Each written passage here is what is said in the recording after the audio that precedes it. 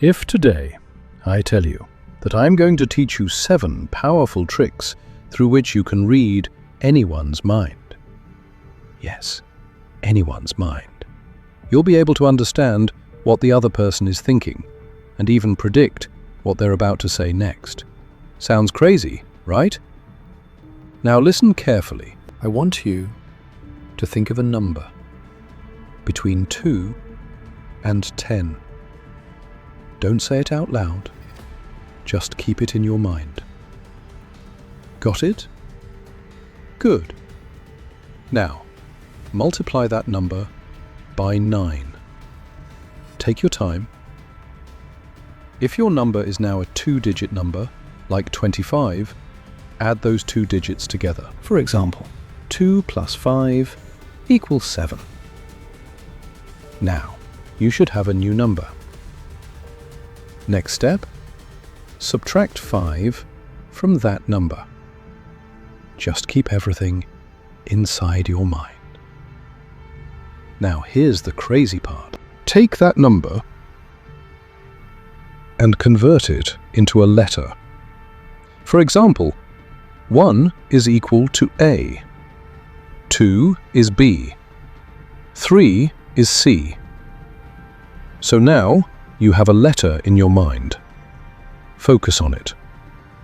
Now, think of a country that starts with that letter. Don't rush. Picture it clearly. Now, take the second letter of that country and think of an animal that starts with that letter. Visualize it. See its shape, its size, its color. Make it as real as possible in your mind. Now, I want you to focus, because this is where it gets interesting.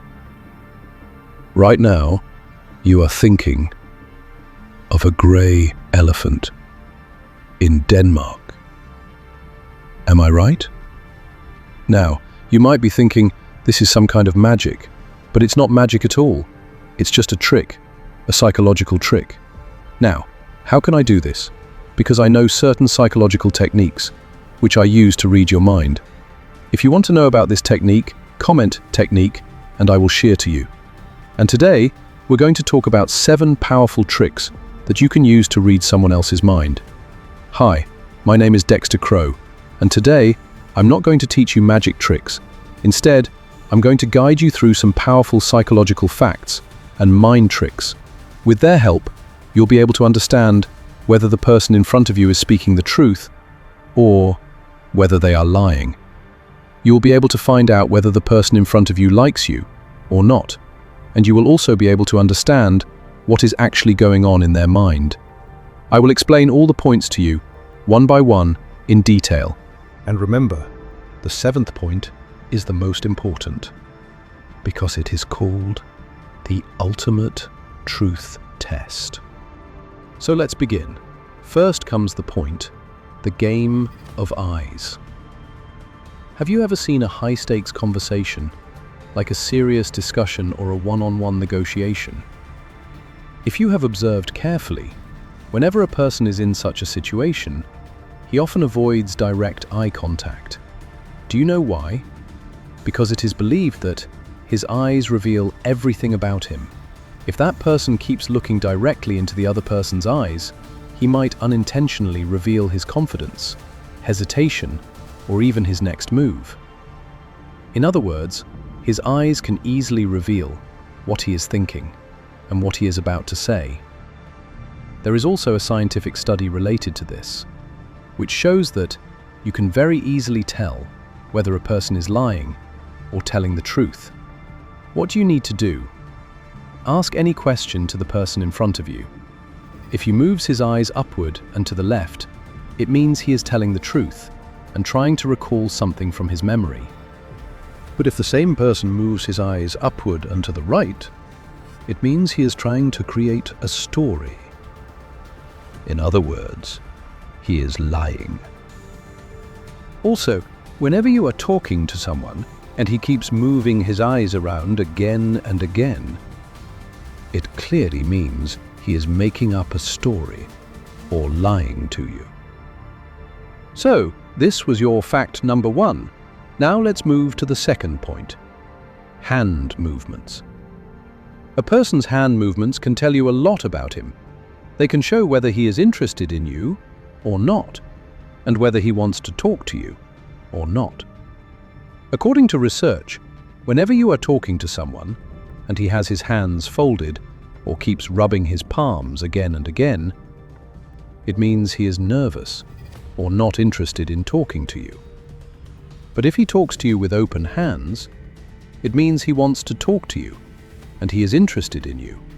Similarly, if he is making small hand movements again and again, it means he is enjoying the conversation and is highly interested in you. Now, let's move to the third point, smile test. A study conducted on thousands of people revealed that around 90% of people show a fake smile when they talk. So how can you tell whether a person is really smiling or just faking it? For check, I have a test. If a person is truly smiling, so his smile lasts for about 7 to 8 seconds, whereas a fake smile usually lasts only 4 to 5 seconds. Also, when a person smiles genuinely, their eyes shrink, but in a fake smile, only the mouth smiles, and there is no real change in the eyes. Let me show you 2 pictures on the screen. On the left side, you see a person smiling naturally, a simple, genuine expression. You can almost feel the honesty in his face. But on the right side, look carefully. That person is not simply genuine, there's something off. Something doesn't feel real. It feels a bit forced, a bit unnatural. Can you feel the difference? If yes, please leave comment yes in comments. Now let's move to the fourth point, body posture. How can you tell if someone is truly interested in talking to you just by looking at their body posture? Let me explain this in a simple but very powerful way. When a person is genuinely interested in you, their body naturally leans in toward you, almost like they want to stay closer to the conversation. Their shoulders are relaxed, not tense, and their body is open, not closed off. If their feet are pointing toward you, that's a very strong signal, because people naturally point their body toward what they are focused on. Now, pay attention to this. If a person turns their body away from you, or their feet are pointing in a different direction, it often means their attention is somewhere else, or they are looking to leave the conversation. Also, notice their posture. If they are standing or sitting very stiff, arms tightly crossed, or leaning back too much, it may indicate discomfort or lack of interest. But when someone is engaged, their posture becomes more natural, more relaxed, and they feel comfortable being present in the moment. Let me ask you something. If even one of these points made you think differently, if even one moment felt a little too real, then don't just watch this video. Become part of it. Because the truth is, most people watch, few people understand, and only a very small number actually learn how to use it. So if you're someone who wants to understand people, read behavior, and see what others miss, then subscribe. Not later, right now. Because in the next videos, I'm going to show you how to influence conversations, how to control reactions, and how to understand what people never say out loud. And trust me, you don't want to miss that. So hit subscribe and turn on the bell icon, because the next time I upload, you'll be one of the few who are already ahead. The question is, are you just watching, or are you learning? Now, let's move to the fifth point. Lips. Yes, you heard that right. I'm talking about the lips. Now you might be thinking, lips? Really? Can lips actually tell us anything? The lips can define a person's emotional state. Not perfectly, not completely, but enough to give you clues. clues about whether someone is nervous, whether they're confused, whether they're comfortable, or hiding something. Sometimes the lips tell the story before the words even begin. So the real question is, how do you read it? How do you look at someone's lips and understand what's really going on inside?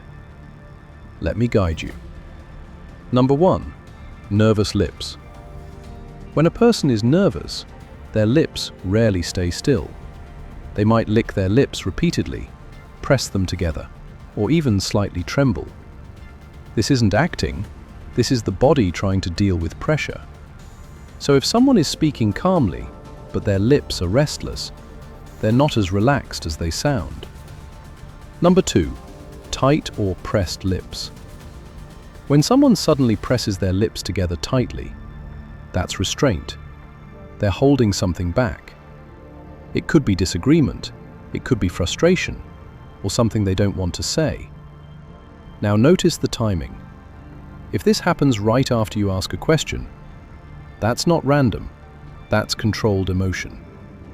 Number 3, hesitation before speaking. Watch closely when someone is about to answer. Their lips part slightly, then they pause, and then they speak. That small delay, that's mental filtering. They're choosing words carefully. Maybe they're unsure. Maybe they're hiding something. Or maybe they just don't want to reveal everything. Number 4, mismatch between lips and words. This is the most powerful one. When words and lips don't match. Someone says, "I'm fine," but their lips are tight, dry, or slightly shaking. That's a contradiction. Words are controlled, but the lips are reacting. And the truth? It usually lives in that gap. Now let's move to the 6th point, head movements. Yes, something so simple, yet so revealing. You might be thinking, how can head movement tell me anything about a person? Because before people control their words, their body reacts first. And the head movements can show agreement, confusion, interest, and sometimes discomfort or avoidance. Not perfectly, but enough to read what's happening beneath the surface. So let me show you the 4 most powerful signals you should watch. Number 1, nodding patterns. When someone nods their head, it usually means agreement. But here's the deeper layer. Slow, natural nodding shows genuine understanding and interest. But fast, repeated nodding? That often means impatience. They want you to finish. They want the conversation to move on. Sometimes they're not agreeing. They're just trying to end it. Number 2, head tilt. When someone slightly tilts their head to one side, that's interest. It shows curiosity, engagement, and openness. But if the head tilts and stays there too long, it can also mean confusion. They're trying to process what you're saying. So ask yourself, are they interested or trying to understand something that doesn't make sense? Number 3, head pulling back. When someone suddenly pulls their head slightly back, that's discomfort. It can happen when they hear something surprising, something they don't agree with, or something that feels off to them. It's a natural reaction, almost like the brain saying, "Wait, something's not right." Number 4, still or frozen head. Now this one is powerful. When someone's head becomes unusually still, no movement, no natural reaction, that's control. They are consciously trying to manage their behavior. This can happen when someone is under pressure, when they're hiding something, or when they're trying very hard not to reveal emotion. Natural people move, but controlled people become still. Now let's move to the last point, the truth test. This is the most important and extraordinary fact of this entire video. The truth test. Not something you guess, not something you assume, but something you observe carefully. But they struggle to control timing, consistency, and reaction. And that's where the truth appears. Speed of response. Ask a simple question, then watch the timing. If someone answers too quickly, it can mean the answer was already prepared. Not thought, prepared. But if the answer comes naturally, with a normal pace, that usually indicates truth. And if they pause too much, keep thinking, and struggle to answer, they may be constructing something. Because remember, truth is recalled. Lies are created. Consistency check. Now test this. Ask the same thing in a different way later in the conversation. Watch closely.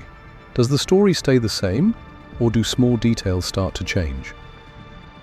A different timeline, a missing detail, a new explanation.